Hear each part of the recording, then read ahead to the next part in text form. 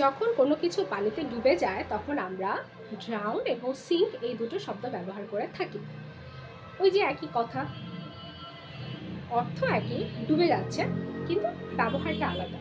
তাহলে পার্থক্যটা কোথায়?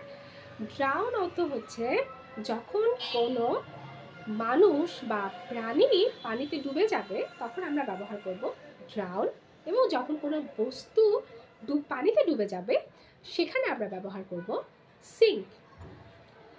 যদি আমরা কোনো খাটো লোককে বোঝাতে চাই তাহলে আমরা ব্যবহার করব শর্ট, এবং যদি আমরা কোনো খাটো বা আকারে ছোট কোনো বস্তুর কথা বলতে চাই তাহলে আমরা ব্যবহার করব লো।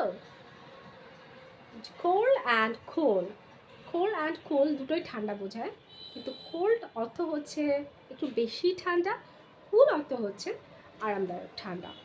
তার এই ভিডিও থেকে আমরা কিছু ওয়ার্ড সিনোনিমের অর্থ জানলাম এবং সেই সিনোনিমগুলার ব্যবহার জানলাম। কারণ আমাদেরকে ইংরেজি শেখার সময় অবশ্যই সঠিকভাবে ইংলিশে ওয়ার্ডের সঠিক ব্যবহারগুলো শিখে নিতে হবে।